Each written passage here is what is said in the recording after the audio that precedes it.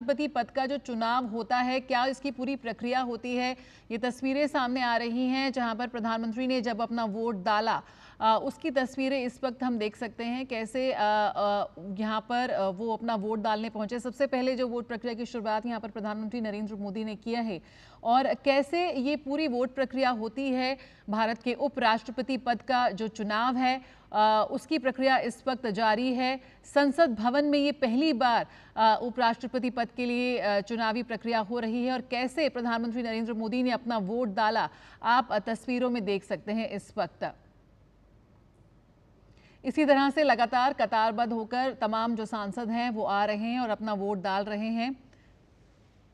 राज्यसभा महासचिव पीसी मोदी उपराष्ट्रपति चुनाव के रिटर्निंग ऑफिसर नियुक्त किए हैं और कैसे ये पूरी जो प्रक्रिया होती है, गुप्त होता है, आपका सिंगल ट्रांसफरेबल वोट होता है। सफेद मतपत्रों पर सांसद विशिष्ट स्याही वाले पेन से उम्मीदवार के नाम के आगे अपनी प्राथमिकता 1, 2 या 3 अंकित करते हैं और उसी तरह से ये जो है वो वोटिंग होती है। और तस्वीरों में हमने देखा कैसे प्रधानमंत्री नरेंद्र मोदी ने अपना वोट डाला। जी शैलेंद्र, लगातार जो उपराष्ट्रपति चुनाव की जो मतदान की प्रक्रिया है उस पर हम बातचीत कर रहे हैं और कैसे तस्वीरें भी आ गई हैं उस क्षण की जब प्रधानमंत्री नरेंद्र मोदी ने अपना वोट डाला। इन तस्वीरों में देखा कि प्रधानमंत्री नरेंद्र मोदी जब आज सुबह सुबह 10 बजे जैसे ही मतदान की प्रक्रिया शुरू हुई उपराष्ट्रपति पद के चुनाव के लिए, सबसे पहले पहुंचे संसद भवन परिसर में, नए संसद भवन में, और वहां पर उन्होंने मतदान प्रक्रिया को संपन्न किया। बहुत स्पष्ट तौर पर आप देखें तो एक पूरी प्रक्रिया का पालन उपराष्ट्रपति पद के चुनाव के लिए किया जाता है।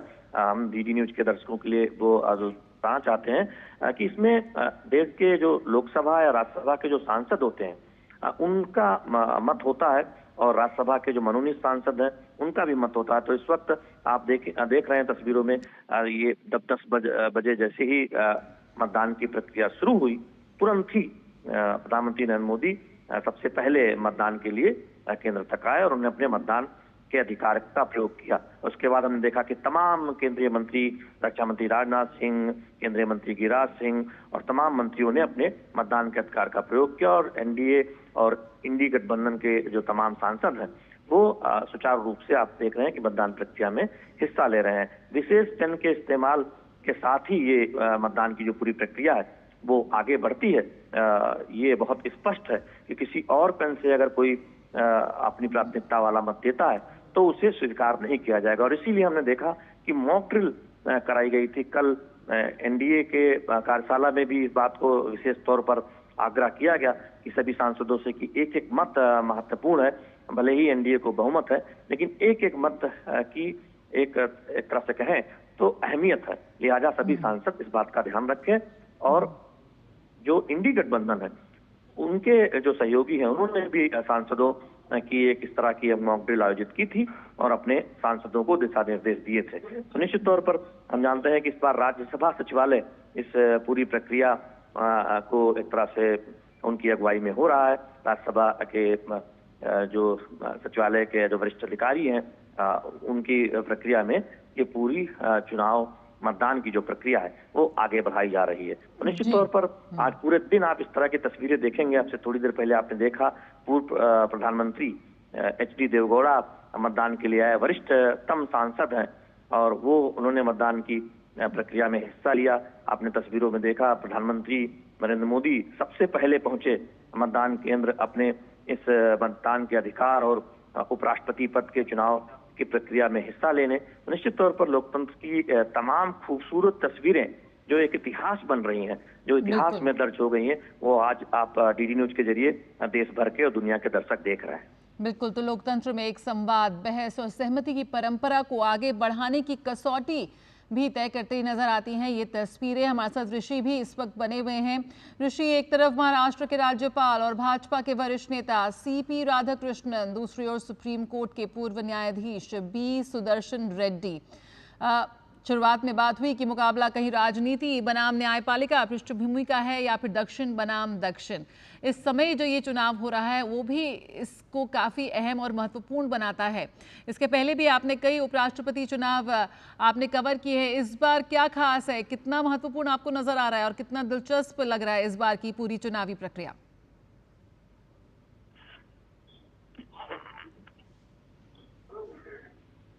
हेलो जी ऋषि, आपको मेरी आवाज मिल रही है? जी, मुझे आपकी आवाज मिल रही है। जी जी। जहाँ तक इस चुनाव को देखें, जैसे कि आपने कहा कि दो पक्ष हैं कि क्या राजनीति बनाम न्यायपालिका या दक्षिण बनाम दक्षिण, लेकिन इसमें अगर हम देखें तो इन चुनावों में सबसे बड़ी बात है कि दो टीमों को ने अपने आप को इस तरीके से प्रोजेक्ट किया है और दर्शाया है कि वो अपने मुद्दों को लेकर कितने गंभीर हैं। खासतौर से जो एनडीए उम्मीदवार हैं, उनकी पहले जब उनका नाम आया तो सरकार ने पहले कोशिश की, सत्ता पक्ष है, कि उनका नाम पर एक आम सहमति बन जाए। लेकिन जो दक्षिण से जब उनका नाम आया तो जो विपक्ष है उसे लगा कि कहीं उनका जो सियासी प्रतिद्वंद्विता का जो कारण है वही कहीं कमजोर ना हो जाए, इसलिए उन्होंने ये दिखाने के लिए कि वो सत्ता पक्ष के साथ किसी भी पक्ष या मोर्चे पर साथ नहीं है, इसलिए उन्होंने अपने उम्मीदवार को दिया। हालांकि हम जानते हैं कि जो अंकगणित है वो INDIA गठबंधन के पक्ष में तो बिल्कुल नहीं दिख रहा है, लेकिन जिस तरीके से एग्रेसिव कैंपेन हुई, अलग अलग तरीके से अलग अलग पक्षों से कहा गया कि ये किस तरीके का चुनाव है, देश के लोकतंत्र को बचाने की बातें कही गई। तो इन चुनावों में निश्चित तौर से इस चुनाव में मुझे लगता है कि विचारधारा तो सबसे पहले केंद्र बिंदु में आ ही रही है, क्योंकि यहाँ पर जो विपक्ष है उसने इसी बिंदु को ज्यादा तरजीह दी है, क्योंकि दक्षिण बनाम दक्षिण की स्थिति यहाँ पर कम ही दिखी है। हालांकि अगर हम तेलंगाना और आंध्र प्रदेश की सियासत में देखें तो खासतौर से जो आंध्र प्रदेश है उससे एनडीए के उम्मीदवार को जो वहाँ के पक्ष और विपक्ष हैं वो दोनों साथ हैं, तो वहां पर उन्हें एक बड़ी सफलता मिली है। तो कह सकते हैं कि जब दक्षिण के एक ही राज्य में और दोनों ही पक्ष अगर एक उम्मीदवार के साथ हैं तो वो बनाम स्थिति की तो बात नहीं की जा सकती, लेकिन हाँ इतना जरूर है कि इन चुनावों को दोनों ही पक्षों ने, खासतौर से विपक्ष ने, एक विचारधारा की लड़ाई के रूप में ज्यादा प्रोजेक्ट किया है।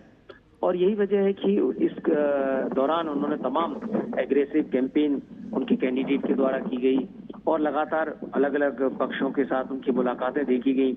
और इन्हीं मुलाकातों में जब वो बिहार जाते हैं और लालू प्रसाद के साथ मुलाकात करते हैं तो उसका प्रतिरोध भी यहाँ पर दिखाई दिया। और इसमें हमने देखा कि जो बीजेपी है उसने सीधा हमला किया उन पर कि आप किस तरीके के लोकतांत्रिक मूल्यों की बात करते हैं, आप कन्विक्टेड व्यक्ति के साथ बैठ के आप फोटो खिंचवाते हैं और पूरी पॉस्चरिंग करते हैं। तो एक तरीके से यहाँ पर वाद प्रतिवाद और तीखे हमले एक दूसरे पर ये देखने को मिले। बिल्कुल, तो काफी तीखे हमले इस वक्त हमें देखने को मिले। ऋषि, हमारे साथ इस वक्त हमारे संवाददाता राजेश राज भी जुड़ चुके हैं। राजेश, हम देख रहे हैं कैसे चुनावी प्रक्रिया इस वक्त जारी है, तमाम